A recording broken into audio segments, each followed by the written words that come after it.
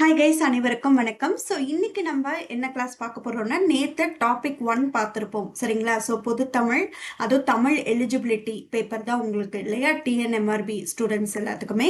S, so அதில் நேற்று பிரித்தெழுதுக சேர்த்தெழுதுதல் நம்ம படித்தோம். ஸோ இன்னைக்கு நம்ம என்ன டாபிக் பார்க்க போகிறோம் அப்படின்னா, செகண்ட் டாபிக் வந்து உங்கள் சிலபஸில் இருக்கக்கூடியது தான். ஸோ எதிர்ச்சொல் சரிங்களா, இதுதான் நம்ம இன்னைக்கு வந்து பார்க்க போகிறோம். ஓகே,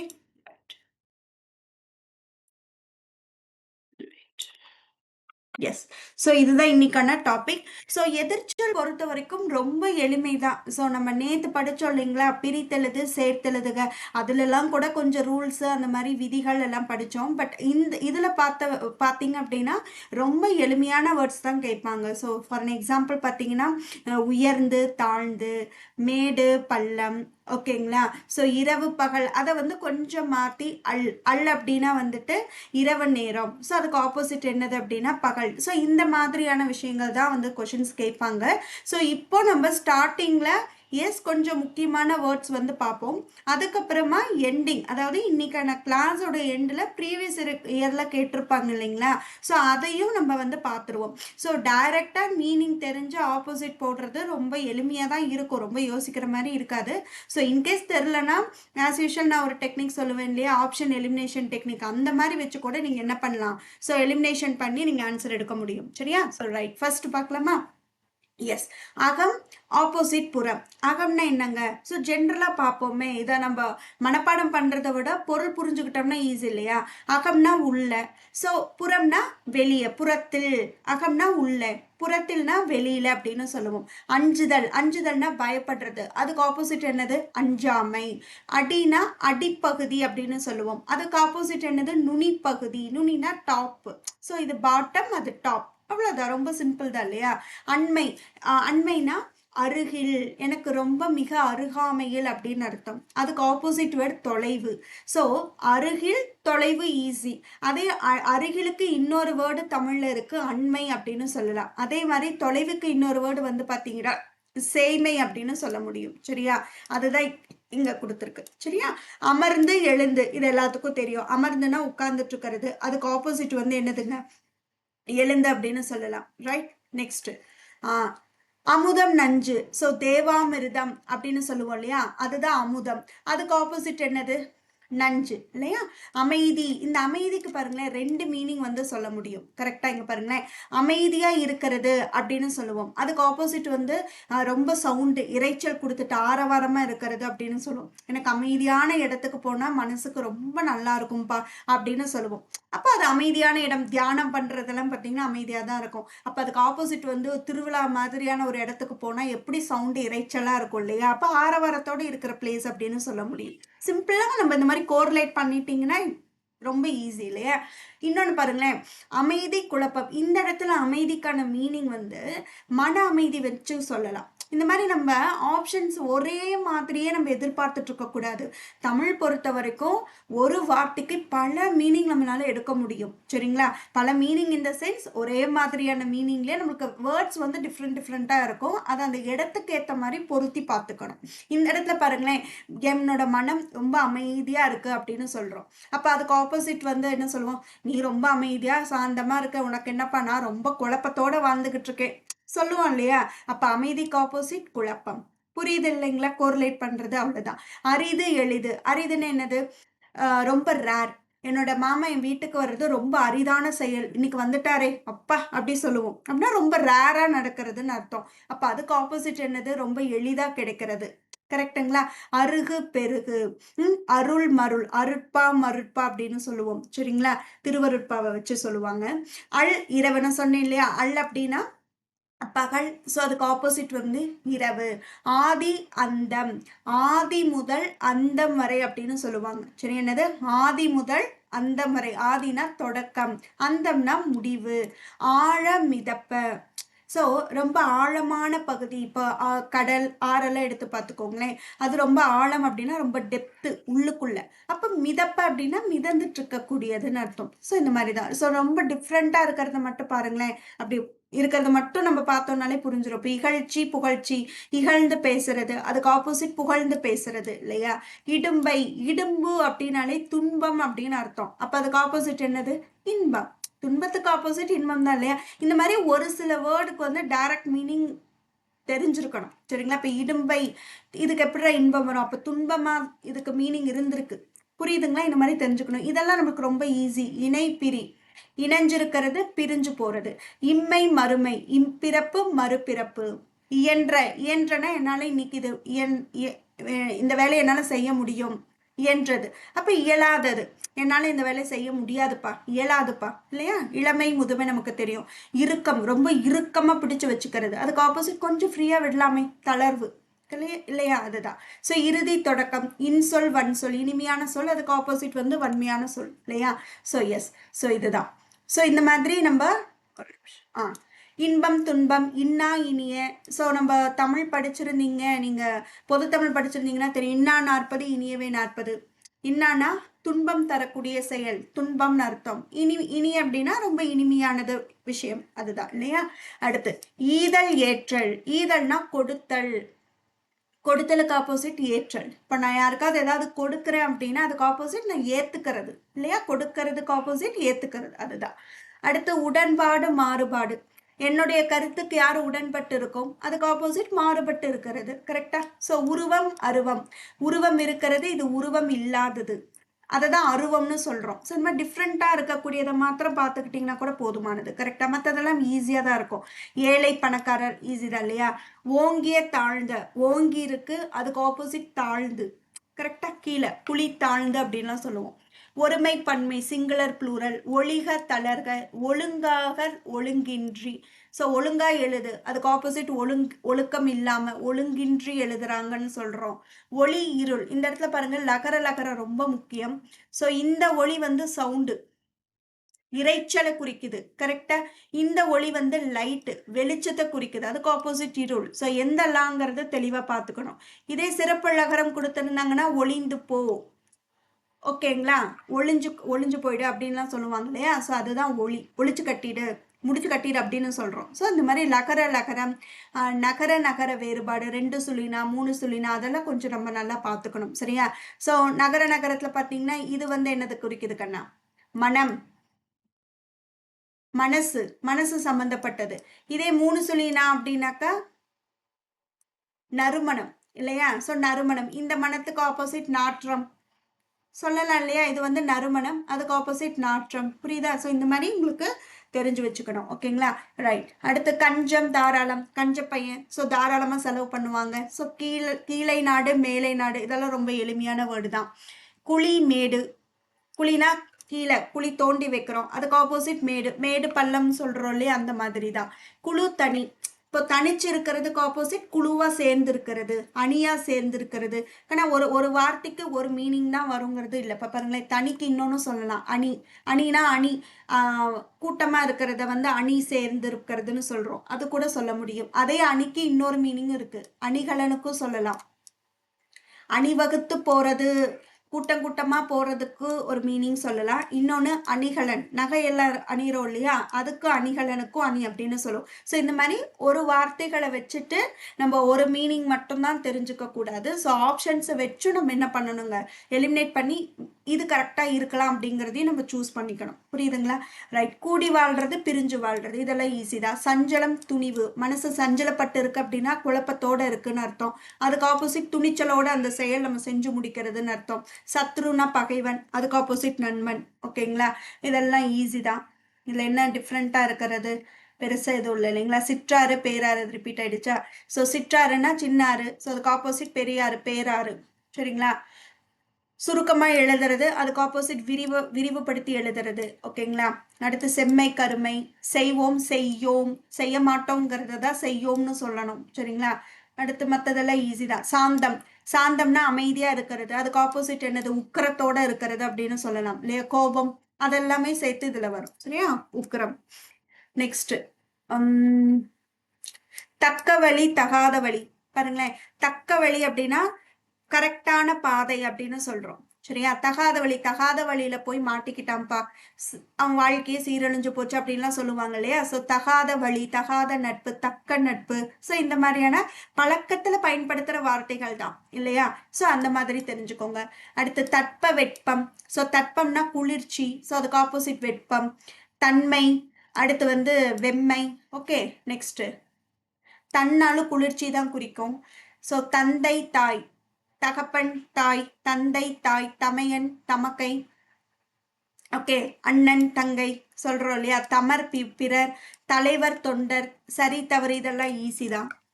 நெக்ஸ்ட் வேற என்ன டிஃப்ரெண்டா இருக்கிறது?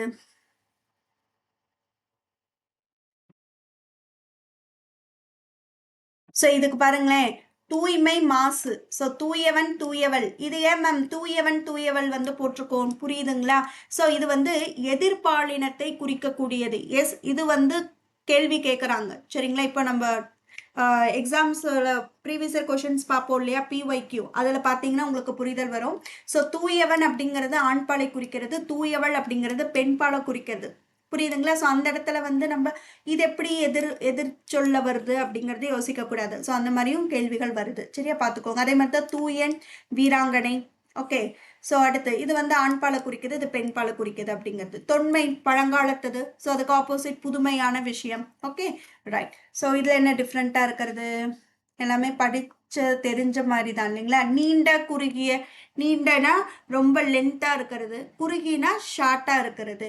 நல்லார் அல்லார், நல்லவங்க கெட்டவங்க, நல்லார் அல்லாதவங்க அப்படிங்கிறது தான் அல்லார் அப்படின்னு சொல்றோம் சரிங்களா. அடுத்து நம்பி நங்கை, இதுவும் பாருங்க ஆண் பெண் குறிக்கிறது தான், நம்பி நங்கை. ஸோ மற்றதெல்லாம் ஈஸியா நம்ம தெரிஞ்சுக்கிறது தான். நீக்கிறது இணைக்கிறது, ரைட். நெக்ஸ்ட் நீதி, நீதி சார்ந்த மாரல், மாரலிட்டியா இருக்கிறது. அதுக்கு ஆப்போசிட் வந்து அநீதி, எனக்கு மாரலி இது நடக்கல அப்படிங்கிறது சரியா. ஸோ அதுதான் நீதி அநீதி. நுண்மை பருமை, ஓகேங்களா, நுட்பமானது, ஸோ பருத்து இருக்கிறது அப்படின்னு சொல்றது. அடுத்து பகட்டு எளிமை. ஸோ இவங்க ரொம்ப பகட்டு வாழ்க்கை வாழ்றாங்க அப்படின்னு சொல்லுவாங்க, ரொம்ப ஆடம்பரமான வாழ்க்கை, அதுதான் பகட்டு அப்படின்னு சொல்றோம். ஸோ அதுக்கு ஆப்போசிட் வந்து என்னதுங்க, எளிமையான வாழ்க்கை, ரைட். நெக்ஸ்ட் பகுத்து தொகுத்து, பகுத்து கொடுக்கறது, இது தொகுத்து கொடுக்கறது. ஸோ பகுத்தல் தொகுத்தல் ரெண்டுக்கும் டிஃப்ரென்ஸ் பார்த்துக்கோங்க. ஸோ பளபளப்பா இருக்கிறது, சொர சொரன்னு இருக்கிறது. ஸோ இதுவும் ஆப்போசிட்ல தான் வரும் சரியா, ரைட். நெக்ஸ்ட் வந்து பற்றி விடுத்து. ஸோ பற்றி இருக்கிறது, விட்டுட்டு போறது, ஸோ அதுதான் விடுத்து அப்படிங்கிறது. ஓகே, வேற என்னது டிஃப்ரெண்டா இருக்கிறது? பெரும்பான்மை சிறுபான்மை. ஸோ மெஜாரிட்டி பெரும்பான்மைன்னு சொல்லுவோம், ஸோ சிறுபான்மைங்கிறது மெஜாரிட்டி அல்லாம இருக்கிறது. ஸோ அடுத்து வந்து பெருந்தொகை சிறு தொகை. ஸோ இது வந்து பாத்தீங்கன்னா பெருந்தொகை, பெருந்தொகை சிறு தொகை அப்படின்னு சொல்றது. அடுத்து வந்து பாத்தீங்கன்னா புதிய பழைய, புதுசு பழசுன்னு சொல்றோம் இல்லையா, அதுதான், ரைட். நெக்ஸ்ட் பெற்றமை இழந்தமை, பெறுதல் இன்னொன்னு இழந்து போறது சொல்லுவோம் இல்லையா. இது வந்து நான் பெற்றுக்கிட்டேன், ஸோ இது நான் இழந்தது, ஸோ அது ஆப்போசிட்ல சொல்லலாம். ஓகே, நெக்ஸ்ட் வந்து மருள் தெருள், இது பார்த்துக்கோங்க, அருளுக்கு மருள் ஆப்போசிட் மருள் தெருள், மருட்சி அப்படின்னு சொல்லுவாங்க சரிங்களா. ஸோ இதெல்லாம் மலர்ந்து இருக்கிறது, இது கூம்புதல். இது பாருங்களேன், மலர்தல். இப்போ ஒரு பூ வந்து மலர்ந்து இருக்கிறது, அதுக்கு ஆப்போசிட் வந்து மலராம இருக்கிறது தான் அது கூம்புதல் அப்படிங்கிற வேர்ட்ல டினோட் பண்றாங்க சரியா, ரைட். நெக்ஸ்ட் மன்னிப்பு தண்டிப்பு, மன்னிக்கிறது இன்னொன்னு தண்டிக்கிறது. மேம் இது ரெண்டுமே ஒரே மீனிங்ல வருது இல்லையா, மன்னிக்கிறது தண்டிக்கிறது எப்படி ஒரே மீனிங்ல வரும்? ஸோ தண்டனை கொடுக்கறதுங்கிறது வேற, மன்னிப்பு கொடுக்கறதுங்கிறது வேற. எப்படி ஈஸி தான் இல்லையா, மன்னிச்சு விடுறோம், இன்னொன்னு மன்னிச்சு விடாம தண்டனை கொடுக்கறோம் சரிங்களா. அதுதான் இந்த ரெண்டுக்கும் இருக்கக்கூடிய டிஃப்ரென்ஸ், ரைட். ஸோ ஏன்னா மன்னிக்கிறது தண்டனை கொடுக்கறதுங்கிறது சில நேரத்துல ஒரே மாதிரி தோணும் சரிங்களா. அது வந்து நிறைய தவறுகள் பார்த்துருக்கேன், அதனாலதான் இதை கொஞ்சம் நிறுத்தி சொல்றது. ஓகேவா, நெக்ஸ்ட் மிகுதி குறைவு. ஓகே, ஸோ இது என்னது மிகுதி, மிகுதினா ஜாஸ்தியா இருக்கிறது, குறைச்சலா இருக்கிறது. இது ஈஸி தான் இல்லையா, இதுல வேற எதுவும் டிஃப்ரென்ஸ் இல்லை இல்லையா, டிஃப்ரெண்டா எதுவும் பெருசா இல்லை, right. Next so previous year கொஷின்ஸை பார்த்தோம் அப்படின்னா இன்னும் உங்களுக்கு இப்படிதான் கேள்விகள் வருமா, ரொம்ப எளிமையாக தான் இருக்கும் அப்படின்னு ஒரு புரிதல் கிடைச்சிடும். ஸோ பார்க்கலாமா, ரைட். எளிது, இதுக்கு ஆப்போசிட் வேர்ட் பார்க்கணும். எளிது நம்ம டிஸ்கஸ் பண்ணோம் இல்லைங்களா இப்போ. எஸ், எளிதுனா ரொம்ப ஈஸியாக கிடைக்கிறது, அப்போ அதுக்கு ஆப்போசிட் என்னது, அரிது, ரொம்ப ரேர். ஸோ நீங்கள் இங்கிலீஷ் வேர்டுமே வச்சு நீங்கள் ஈஸியாக எடுக்க முடியும் சரிங்களா, அதுவும் ரொம்ப ஈஸியாக தான் இருக்கும்.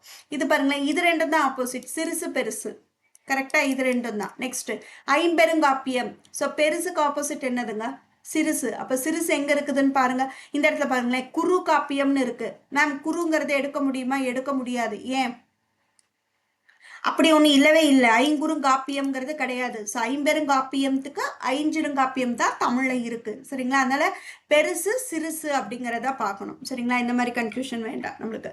நகுதல் அழுதல் அப்படின்னு சொல்லுவாங்க. சரியா? நகுதல் அப்படிங்கிறதுக்கு ஆப்போசிட் என்னது? அழுகிறது. ஸோ சிரிச்சிட்டு சந்தோஷமா இருக்கிறது. அதுக்கு ஆப்போசிட் என்னது? அழுதுட்டு சோகமா இருக்கிறது. ஓகேவா? இதெல்லாம் பாருங்க, சிரிக்கிறது, மலர்றது, இதெல்லாம் டைரக்ட் மீனிங் இதுக்கு. சரியா? இடராளி நீங்குகவே. இடர் அப்படின்னா துன்பம். இடர்னா மீனிங் என்னது? இடும்பை. நான் சொன்னேன் இல்லையா, இடும்புனா துயர், துன்பம். அதே மாதிரி தான் இடருக்கும். ஸோ அதுக்கு ஆப்போசிட் என்னது? இன்பம். ஓகே. ஸோ இடருக்கு டைரக்ட் மீனிங் கேட்டாங்கன்னா ஆன்சர் துன்பம். பட் நம்மளுக்கு கேள்வி என்னது? எதிர்ச்சொல். எதிர்ச்சொல்லுங்கும் போது டைரக்டா என்ன போட்டுருணும்? இன்பம் தான். இளமைக்கு ஈஸி தான். எப்படி கேள்வி கேட்குறாங்க பாருங்க. முதுமை. எல்லாமே மைமை இருக்குன்னு கன்ஃபியூஸ் ஆகிக்க கூடாது. இளமைனா முதுமை தான். ஈதல்னா என்னதுங்க? கொடுக்கறது. இப்போ நம்ம இதெல்லாமே டிஸ்கஸ் பண்ண வார்த்தைகள் தான். கரெக்டு தான் இல்லையா? ஸோ ஈதல்னா கொடுக்கறது. அப்போ அதுக்கு ஆப்போசிட் என்னது? ஏத்துக்கிறது. கரெக்டா? ரைட். நெக்ஸ்ட்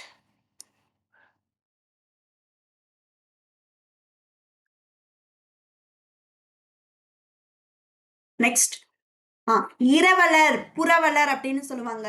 ஸோ இரவலர் அப்படின்னா யாரு மேம்?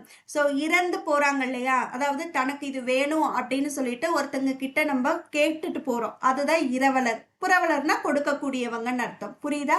இரவலர்னா இறந்து தனக்கு இது தேவை அப்படின்னு சொல்லிட்டு ஒருத்தங்க கிட்ட போய் நிக்கிறது. புரவலர்னா ஒருத்தங்களுக்கு கொடுக்கறது. ஈதல் கொடுத்தல் படிச்சொல்லி அதே கான்செப்ட் தான். உண்மைனா அதுக்கு ஆப்போசிட் என்னது? பொய் பேசுறது. ஓகேங்களா? எதிர்ச்சொல். இடராளி பாருங்க. இடர்னா துன்பமா, அப்ப அதுக்கு ஆப்போசிட் இன்பம். ஸோ இன்ப கடல். ஸோ இது பாருங்க, துன்ப கடல், துன்ப சக்கரம். ஸோ ஆழினா கடல். இந்த இடத்துல அதுவும் தெரிஞ்சிருக்கணும். ஆழினா அதுக்கு மீனிங் கடல்னு ஒரு அர்த்தம் இருக்கு அப்படிங்கிறது. சரிங்களா? உண்மை ஆப்போசிட் பொய்மை. மிசை. மிசை அப்படின்னா மேலே அப்படின்னு அர்த்தம். ஸோ இதுக்கு பொருளும் தெரிஞ்சிருக்கணும். அப்பதான் அதுக்கு ஆப்போசிட் நம்மளால எடுக்க முடியும். சரிங்களா? ஸோ மிசைனா மேலே அப்படிங்கிற ஒரு பொருள் இருக்கு. ஸோ அதுக்கு ஆப்போசிட் தான் கீழே அப்படிங்கிறது. ஓகேவா? ஸோ இது பாருங்க, அடுத்த கேள்வி. ஊக்கம்.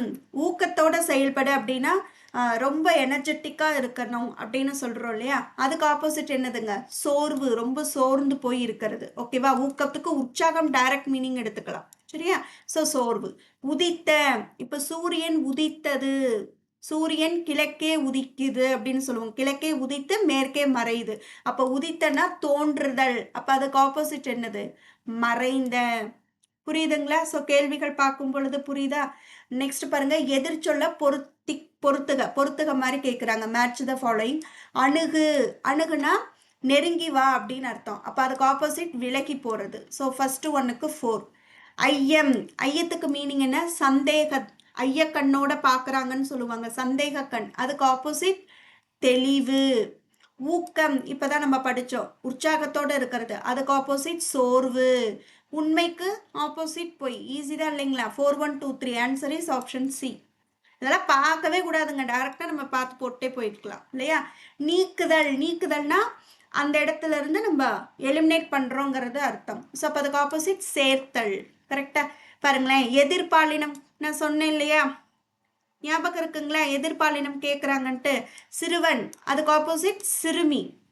மகளிர், பெண், தோழி எல்லாமே பெண்பால தான் குறிக்குது. ஆனா இங்க கேட்கக்கூடியது சிறுவன். அதுக்கு ஆப்போசிட் சிறுமி தான். சரியா? அடுத்து ஆணுக்கு பெண் ஆப்போசிட் சொல்லலாம். ஓகேங்களா? ஸோ தோழி, தோழனுக்கு ஆப்போசிட் தோழி, அந்த மாதிரி. தோழி இதுக்கு எதிர்பாலினம் தோழன். ஆப்போசிட் ஜெண்டர் கேட்குறாங்க. சாந்தம். சாந்தத்துக்கு டைரக்ட் மீனிங் தான் அமைதி. கரெக்டுங்களா? அமைதியோட இருக்கிறது. ஸோ அதுக்கு ஆப்போசிட் கோபம். கோபத்தோட இருக்கிறதுன்னு அர்த்தம். அதுவும் அடுத்ததும் பாருங்க, பொறுத்துக்க தான் கேட்டிருக்காங்க. எளிது. எளிதுக்கு ஆப்போசிட் அரிது, ரொம்ப ரேர். ஈதல்னா கொடுத்தல். ஸோ அதுக்கு ஆப்போசிட் ஏற்றல். அந்நியர் அப்படின்னா முன்ன பின்ன தெரியாதவங்க. அதுக்கு ஆப்போசிட் உறவினர். இரவலருக்கு ஆப்போசிட் புரவலர். 2 3 4 1 ஆன்சர் இஸ் ஆப்ஷன் சி. புரிஞ்சுதா? நம்ம ஆல்ரெடி படிச்சதை தான் ப்ரீவியஸ் கொஷின்ஸ்ல நம்ம டிஸ்கஷன் மாதிரி பண்ணிக்கிட்டு இருக்கோம், ரொம்ப எளிமையா. ஓகேங்களா? புரவலருக்கு ஆப்போசிட் இரவலர். ரொம்ப அடிக்கடி இது கேட்டுட்டே இருக்காங்க பாருங்க. சரியா? அந்நியர். அந்நியர்னா முன்ன பின்ன தெரியாதவங்க, அதுதான் உறவினர். கண்ணா தனித்தனியா கேட்கறது தான் மேட்ச் த ஃபாலோயிங்ஸ்ல கேட்குறாங்க. நல்லா பார்த்துக்கோங்க. கரெக்டா? அவ்வளோதான். ஸோ இன்னைக்கான கிளாஸ்ல எதிர்ச்சொல் அப்படிங்கிறதுக்கு பார்த்தோம். அதுக்கு ப்ரீவியஸ் இயர் கொஷின்ஸ்ல ஒரு சில கொஷின்ஸ் டிஸ்கஸ் பண்ணோம். ஐ ஹோப் உங்களுக்கு எல்லாத்துக்கும் புரிஞ்சிருக்கும்னு நினைக்கிறேன். ஏதாவது டவுட் இருந்துச்சு அப்படின்னா டெலகிராம்ல மெசேஜ் பண்ணுங்க. ஓகேங்களா? Thank you so much.